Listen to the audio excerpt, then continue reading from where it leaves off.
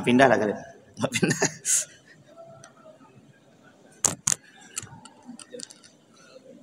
Allah Rabbi.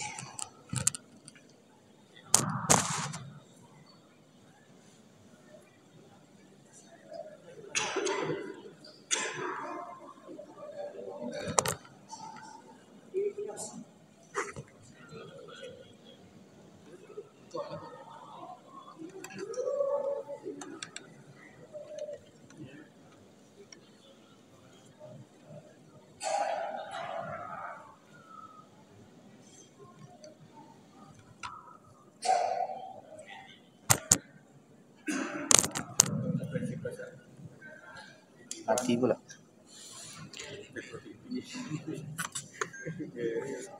A'udzu billahi minasyaitonir rajim. Bismillahirrahmanirrahim.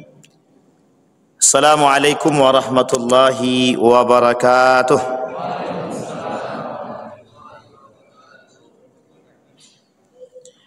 Alhamdulillahi rabbil alamin. Alhamdulillahilladzi an'ama bi ni'matil iman wal islam bihima tatimmus salihat. Ashhadu an la ilaha illallah wahdahu la syarika lah wa ashhadu anna Muhammadan abduhu wa rasuluh la nabiyya ba'd. Allahumma salli wa sallim wa barik ala hadzal nabiyil karim. Allahumma salli ala Muhammad wa ala ali Muhammad fil alamin innaka Hamidum Majid. Ya ayuhan nasu taqu rabbakum alladhi khalaqakum min nafsi wahidah wa khalaqa minha zawjaha wa batha minhuma rijalan katsira wa nisaa wattaqullaha alladhi tasaaluna bihi wal arhab innallaha kana 'alaikum raqiba. Wa qala Allahu ta'ala ya ayyuhalladzina amanu taqullaha wa qulu qawlan sadida yuslih lakum a'malakum wa yaghfir lakum dhunubakum wa may yuti'illaha wa rasulahu faqad faza fawzan 'azima. Puji syukur kehadiran Allah atas limpahan rahmat dan karunia-Nya dengan mengucapkan alhamdulillahi rabbil alamin. Bersolawat kepada Nabi dengan mengucapkan Allahumma salli ala Muhammad wa ala ali Muhammad fil alamina innaka Hamidum Majid. Bapak Ibu sekalian yang berbahagia, mudah-mudahan di maghrib ini Allah melimpahkan rahmat dan karunia-Nya kepada kita semua. Allah memberkahi hidup kita. Allah jadikan rumah tangga yang sakinah, mawaddah, warahmah. Allah anugerahkan anak-anak yang saleh dan salihah. Allah jadikan kita orang-orang yang selalu bersyukur akan segala nikmat-Nya. InsyaAllah kita semua husnul khatimah. Amin ya rabbal alamin.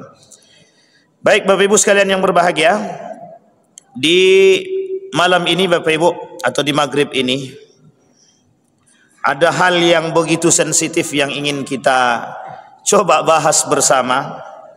Tetapi Bapak Ibu sekalian yang berbahagia, ada hal yang harus kita pahami dari persoalan-persoalan yang begitu cukup sensitif terkait perbedaan Muhammadiyah dan teman-teman Salafi. Ini teman-teman Salafi nggak ada ini. Ini kalau ada teman Salafi enak. Ini ada Bang Muhammadiyah, sama orang KMF Muhammadiyah. Kita orang Muhammadiyah. Jadi Bapak Ibu sekalian yang berbahagia, beberapa pekan yang lalu banyak pertanyaan terkait Muhammadiyah ini atau keberadaan Muhammadiyah ini. Apakah Muhammadiyah ini sama dengan teman-teman Salafi atau Wahabi? Tapi saya tak pakai kalimat Wahabi, saya pakai kalimatnya Salafi saja.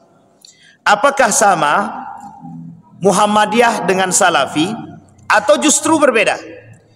Bapak Ibu sekalian yang berbahagia, pertanyaan ini saya rangkum, paling tidak ada 8 pertanyaan yang disampaikan kepada kami sebagai orang Muhammadiyah. Jadi hari ini saya deklarasi kalau saya adalah orang Muhammadiyah. Jadi Ada poin-poin penting Bapak Ibu sekalian yang berbahagia yang ditanyakan mereka kepada kami. Pertama, mereka sampaikan begini. Sebagian kalangan, Muhammadiyah itu tidak jelas dan tak tegas. Di mana letak tak jelas tak tegasnya itu? Ketika mereka melihat Muhammadiyah ini adalah kelompok yang intoleran pada waktu-waktu tertentu. Ketika pemerintah awal Ramadannya berbeda dengan Muhammadiyah, dianggaplah Muhammadiyah ini menyeleweng daripada aturan pemerintah. Tapi tidak dilihat dari sisi yang lain.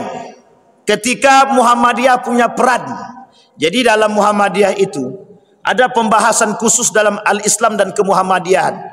Salah satunya gerakan sosial. Muhammadiyah itu dalam peran politik, sangat. Jangan dikira Muhammadiyah tidak berpolitik. Muhammadiyah berpolitik tapi tidak berpolitik praktis.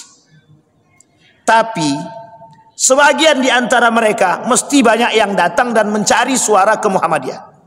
Itu pasti. Dan kita sampaikan itu.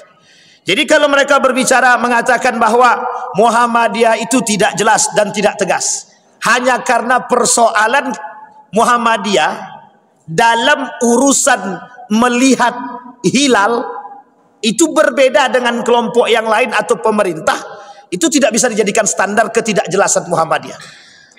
Satu. Pertanyaan kedua, apa kata mereka? Muhammadiyah itu abu-abu, kata dia. Salafi tidak, NU tidak, kata dia. Saya bilang, justru keabu-abuan itu yang perlu kita jadikan lebih terang.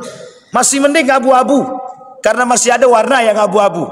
Coba kalau tidak abu-abu, tidak warna merah, tidak warna hitam, itu lebih parah. Hanya saja Bapak Ibu sekalian yang berbahagia, Muhammadiyah ini adalah organisasi yang lebih dulu berdiri daripada NU, termasuk Salafi itu sendiri. Secara formal, Muhammadiyah itu berdiri 1912. Indonesia belum merdeka, Pak. Kenapa NU berdiri? Itu setelah Kiai Haji Ahmad Dahlan meninggal. Bukan tanpa sebab. Kiai Haji Hasyim Asy'ari mendirikan Nahdlatul Ulama 1926. Sama berdirinya dengan Pondok Pesantren Darussalam Gontor 1926. Sebelum itu sudah berdiri 1912 Muhammadiyah. Berapa lama jaraknya? Dan bukan tanpa alasan. Kenapa Kiai Haji Hasyim Asy'ari mendirikan Nahdlatul Ulama, gerakan ini? Awalnya dia tak mau mendirikan karena sudah ada Muhammadiyah. Setelah meninggal 1923, ada yang mengatakan 1925, Kiai Haji Ahmad Dahlan, barulah kemudian Kiai Haji Hasyim Asy'ari mendirikan Nahdlatul Ulama. Jadi kalau dikatakan Muhammadiyah ini gerakan abu-abu 1912, Indonesia belum merdeka. Itu Muhammadiyah sudah ada. Ini orang-orang yang berbicara demikian ini mesti tidak kenal Muhammadiyah. Jadi patokan gerakan itu dianggap patokan gerakan keagamaan secara murni. Saya ceritakan satu hal. Dalam surat Al-Ma'un itu, Kiai Haji Ahmad Dahlan itu, atau lebih tepatnya Ahmad Darwis atau Muhammad Darwis itu, mengajarkan surat Al-Ma'un berbulan-bulan kepada muridnya. Sampai protes muridnya. Apa kata muridnya? Loh kok ini terus yang dibahas? Tidak ada selesai-selesainya. Apa jawaban Kiai Haji Ahmad Dahlan? Sebelum dia sampai ke Indonesia, nama dia Muhammad Darwis. Setelah dia sampai ke Indonesia, berubah nama menjadi Ahmad Dahlan. Dia dari Mekah. Sama-sama murid atau sama-sama berguru kepada seorang ulama besar. Namanya Soleh Darat. Begitu juga Yasin Al-Padani atau Al-Padani. Itu penting untuk dipahami. Jadi Ahmad Dahlan dengan Kiai Haji Hasyim Asy'ari ini masih bersaudara. Kalau bahasa kita ini 3 pupu. Coba dekat itu. Sangat dekat sekali. Jadi kemudian kita kembali kepada cerita Ahmad Dahlan tadi. Ketika ditanya sama muridnya, kok surat Al-Ma'un tidak selesai-selesai, padahal kan pendek. Apa jawaban Kiai Haji Ahmad Dahlan kepada muridnya? Sudah dilakukan atau belum? Sudah diamalkan atau belum? Coba bayangkan. Sekarang berapa banyak orang yang hafal Quran? Coba tanya satu ayat saja. Sudah diamalkan atau belum? Satu ayat saja. Dari surat Al-Ma'un itu, yang ditanyakan oleh muridnya kepada Kiai Haji Ahmad Dahlan, yang dikatakan tidak selesai, ditanyakan balik sama Ahmad Dahlan. Apa kata Ahmad Dahlan? Sederhana pertanyaannya, sudah diamalkan atau belum? Jawabannya sederhana, belum diamalkan. Apa kata Kiai Haji Ahmad Dahlan? Amalkan dulu. Itulah cikal bakal berdirinya hari ini Rumah Sakit Muhammadiyah. Jadi jangan kata kalau Muhammadiyah itu tidak punya peran terhadap Republik Indonesia. Bukan tidak punya peran, sangat punya peran sekali. Bayangkan. Nah, jadi Bapak Ibu, tapi mereka anggap Muhammadiyah ini abu-abu dalam istilah agama. Lembut tidak, kasar tidak. Karena pemahaman Muhammadiyah itu wasatiyah, lebih modern atau tengah-tengah. Fes, Daren. Baik, yang ketiga. Pertanyaan yang ketiga. Jamaah Muhammadiyah banyak yang pindah ke Salafi gitu deh. Oh, ini pertanyaan. Ini ada abang orang Muhammadiyah. Betul Bang? Coba tanyakan. Apa kata mereka? Jamaah Muhammadiyah banyak pindah ke Salafi, Ustaz. Karena Salafi itu karena Muhammadiyah itu tidak jelas. Makanya banyak pindah ke Salafi. Salafi itu hitam-hitam, putih-putih gitu. Kata dia, ini tidak ada, nanti kita lihat. Ada persamaan, ada perbedaan. Kita harus adil. Kita harus adil. Kalau Bapak Ibu tengok secara selintas atau sepintas, masalah persoalan ibadah Muhammadiyah memang agak nampak mirip dengan teman-teman Salafi. Tetapi Muhammadiyah dengan Salafi punya perbedaan yang fundamental, sangat-sangat jauh. Itu pertanyaan ketiga. Pernyataan keempat, mengapa Muhammadiyah tidak bermazhab? Memang betul kalau begitu, kata dia kan. Kapan dia pengen jalan, kalau tak ya sudah. Itu dia bahasa yang dipakai. Muhammadiyah itu nanti kita jelaskan satu-satu. Dia kalau dijelaskan panjang lebar ini. Ini tidak selesai satu kali pertemuan, tidak selesai. Karena pertanyaannya banyak. Kelima, ini saya kutip daripada WA yang masuk. Mengapa Muhammadiyah menggunakan istilah ittiba bukan taklid? Ini juga sama Pak. Muhammadiyah tak kenal taklid. Muhammadiyah tidak kenal taklid. Tapi yang dikenal oleh Muhammadiyah ittiba. Baik. Kemudian yang keenam. Terus kalau begitu apa perbedaan Muhammadiyah dengan Salafi? Itu dia pertanyaan yang dari Pak Yendi. Itu dia pernyataan dari Pak Yendi. Yang ketujuh, apa kata mereka? Warga Muhammadiyah bosan dengan materi-materi Muhammadiyah, sehingga banyak yang tak mau datang dengan kajian-kajian di Muhammadiyah. Ini nanti kita perlihatkan Bapak Ibu. Ada fenomena yang sangat unik itu Bapak Ibu. Di Indragiri Hilir itu ada masjid Muhammadiyah di Tembilahan itu. Itu kalau ini unik. Jadi ketika sholat 5 waktu, itu yang sholat itu satu sop tak sampai. Tapi kalau Muhammadiyah lebaran duluan, itu sampai lantai dasar pun nggak cukup. Itu Pak. Jadi sebenarnya relawan Muhammadiyah itu banyak.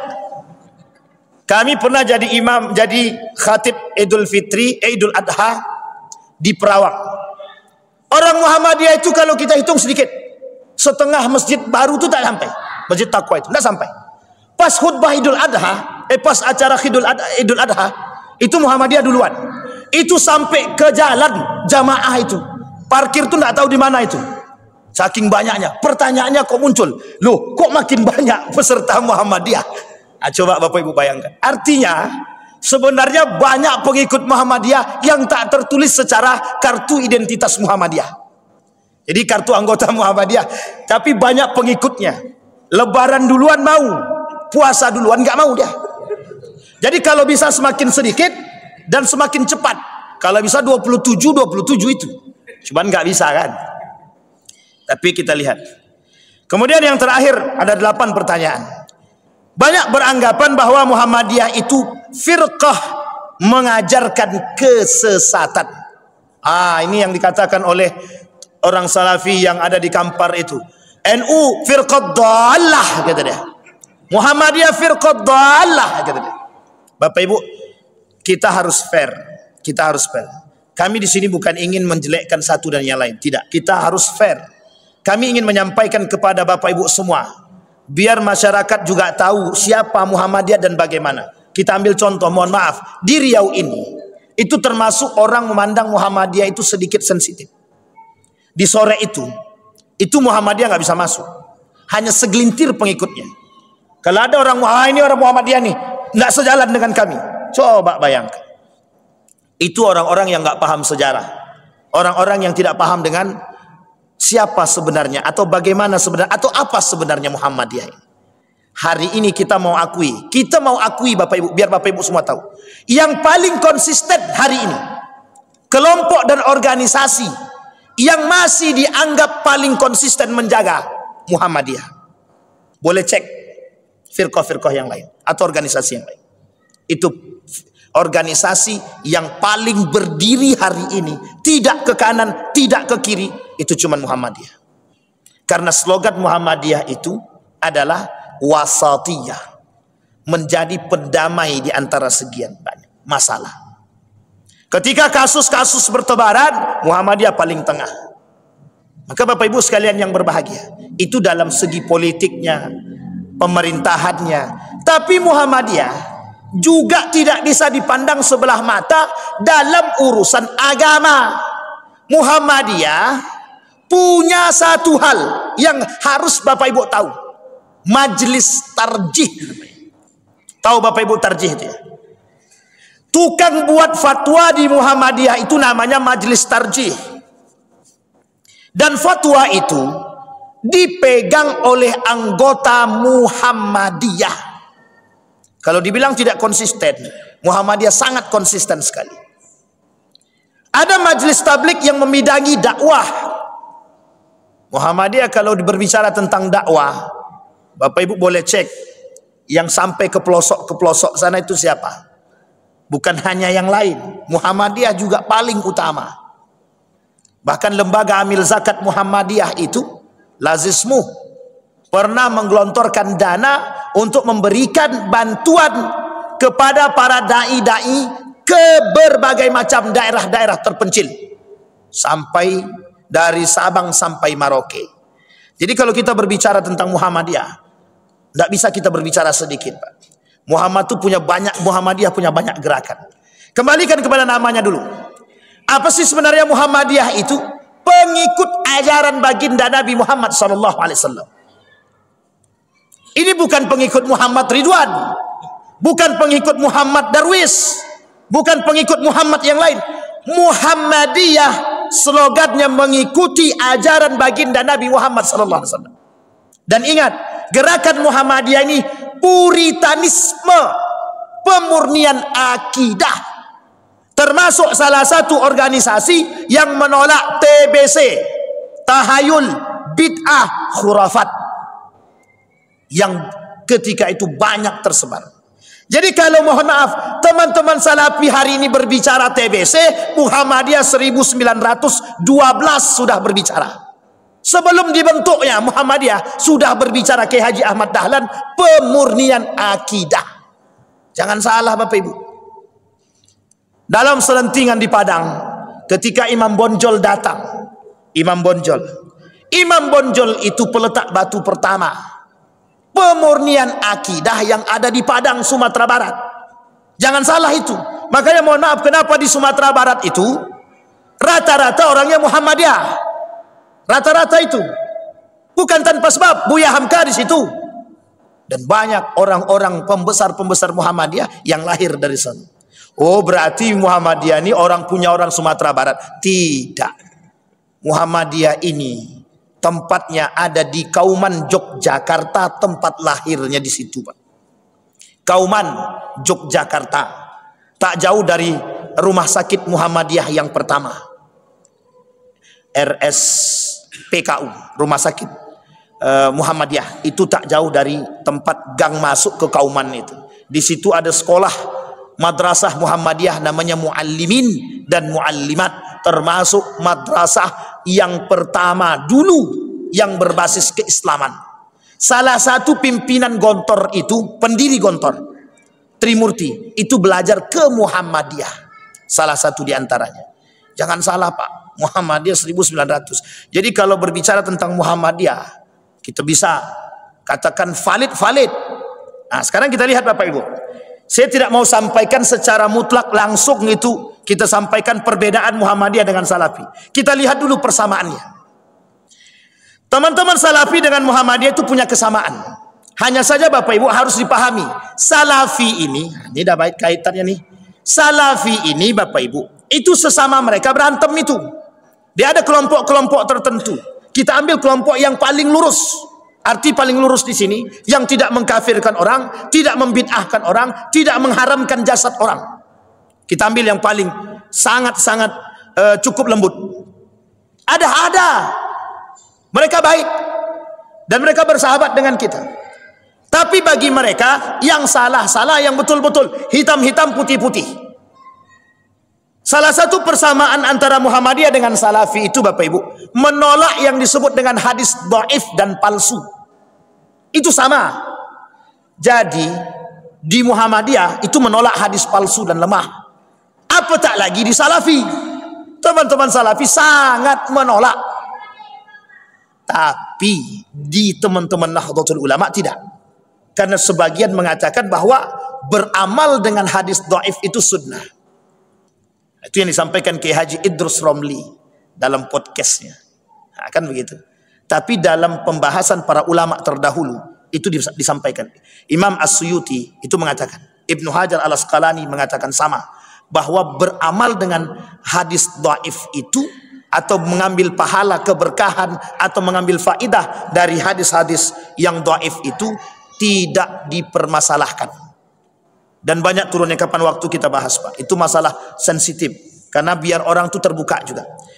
Yang pertama, persamaan Muhammadiyah dengan Muhammadiyah dengan Salafi.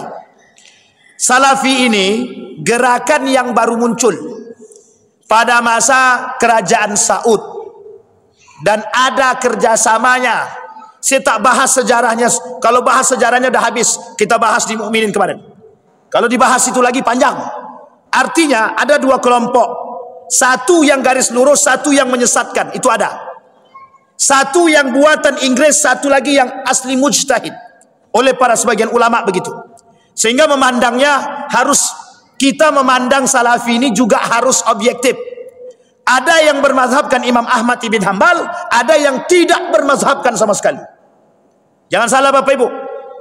Di Saudi itu pernah disampaikan salah satu asisten daripada Abdurrahman Sudais. Apa kata asistennya? Di Saudi ini no mazhab, kata dia. Oh, jangan coba-coba, Pak. Itu kata mereka, no mazhab di Saudi ini. Tapi sebagian kalangan ada yang betul-betul bermazhabkan Imam Ahmad ibn Hanbal. Dan itu salah, kata salah. Tak salah. Siapapun berhak berpegang teguh kepada mazhab apapun. Wong kita yang teman-teman yang mengatakan bahwa kami berpegang teguh kepada mazhab Syafi'i. Wong istrinya juga nggak pakai cadar tuh. Artinya tidak murni Syafi'i secara utuh. Artinya siapapun boleh berpegang teguh asalkan berpegang teguh dengan mazhab itu punya ilmu. Bukan tidak punya ilmu. Kalau tidak punya ilmu, bertaklidlah kepada ulama. Itu dia dalam teman-teman Nahdlatul Ulama. Di Muhammadiyah kami berittiba kepada Majelis Tarjih atau HPT, Himpunan Putusan Tarjih Muhammadiyah, yang sudah dinyatakan dalam Muktamar Muhammadiyah dan disahkan. Jadi tidak sembarangan, Pak. Ketika memfatwakan satu masalah, itu Muhammadiyah mendatangkan semua pakar psikologi. Ini ada terbaru. hukum makanan di Jepang, makanan asli Jepang dalam pandangan Muhammadiyah. Sebelum Muhammadiyah memfatwakan makanan asli Jepang itu, Muhammadiyah panggil orang asli Jepang yang tinggal di Jepang, dipanggil yang paham betul psikologi, dipanggil ahli makanan gizi, dipanggil ahli hukum, dipanggil ahli agama, dipanggil semua duduk untuk merumuskan satu fatwa. Jadi jangan kira abu-abu, tidak jelas itu Muhammadiyah. Kayak solat tarawihnya 4-4, yang lain tu 2-2, dia pula yang 4-4. Jangan salah Bapak Ibu. Apakah ada hadis yang berbicara secara mutlak bahwa solat tarawih itu dilakukan cuma 2-2 saja? Saudi Arabia hari ini itu 13, bukan 11, bukan 23. Coba cari. Setelah Bapak Ibu cari, ada dalilnya, ada hadisnya. Apa tak lagi yang 4-4-3 dari Siti Aisyah. Oleh sebagian kalangan mengatakan hadis itu untuk witir. Ini kapan waktu kita bahas khusus itu. Di sini saya tak mau bahas karena tak selesai nanti, tak sampai. Ini baru persamaan, belum perbedaan. Yang pertama, persamaannya adalah kembali kepada Al-Quran dan Sunnah. Sama slogannya. Sama slogan. Slogan Muhammadiyah, kembali kepada Al-Quran dan Sunnah. Jadi tolak ukurnya adalah Al-Quran dan Sunnah, bukan yang lain. Gak ada yang lain. Gak ada. Kalau yang lain percaya dengan kias, Muhammadiyah cuma menggunakan Muhammadiyah menggunakan Al-Quran dan Sunnah. Kalaupun ada kias hanya untuk pandangan, bukan penguat sumber hukum. Harus dipahami di situ. Bukan penguat sumber hukum. Tetapi ada perbedaan antara Muhammadiyah dengan teman-teman Salafi. Muhammadiyah tidak tekstual saja, juga kontekstual. Muhammadiyah memandang satu ayat itu harus dipahami dengan model pemahaman yang kontekstual, begitu juga tekstual. Sehingga Muhammadiyah menggunakan metode pendekatan bayani, irfani, burhani. Itu mesti tak perlu kita bahas panjang, cukup dalam kajian serius aja itu. Artinya ada pendekatan tertentu yang digunakan. Jadi tidak bisa sembarang main haram-haram aja, tidak bisa itu. Misal tentang zakat. Ini saya sampaikan tentang zakat. Dalam zakat itu, oleh teman-teman Salafi itu tidak mau menggunakan pulus. Harus pakai beras atau makanan pokok. Sementara Basnas kita itu membolehkan. Tahu Bapak Ibu mazhabnya siapa itu? Itu bukan mazhab Imam Syafi'i. Kalau mazhab Imam Syafi'i 2,7. Makanya UAS mengambil 3. 2,7 sampai 3. Itu mazhab Imam Syafi'i. Standarnya. Di Muhammadiyah mereka tidak seutuhnya menyalahkan dan masih bisa menerima ketika ada orang yang membayar dengan uang. Artinya lebih terbuka cara berfikir. Ini perbedaan. Saya tak jelaskan metodenya karena penjelasan metode itu panjang. Baik, itu yang pertama. Sama-sama menjadikan slogannya kembali kepada Al-Quran dan Sunnah. Yang kedua, sama-sama tidak berhujjah kepada hadis dhaif dan palsu. Makanya doa Allahumma laka sumtu wa bika amantu itu tidak terpakai itu Pak, enggak kepakai. Sama dengan ketika Allahu Akbar kabira. Muhammadiyah tak pakai itu. Muhammadiyah pakai hadis yang sahih, pakainya Allahumma ba'id baini atau dengan hadis yang lain. Tapi Bapak Ibu, ada hadis yang lain yang berbicara tentang itu, ada. Hanya saja memang tidak ada yang menggunakan inni wajjahtu. Ada yang menggunakan hadisnya hasan. Ada juga yang mengatakan hadisnya dhaif. Itu boleh dicek dalam bukunya, dalam hadis-hadis itu ada. Ada buku Ustaz Khair Khusairi yang sudah diringkas. Ada juga Syakir Jamaluddin yang sudah diringkas banyak. Dan itu boleh dilihat. Muhammadiyah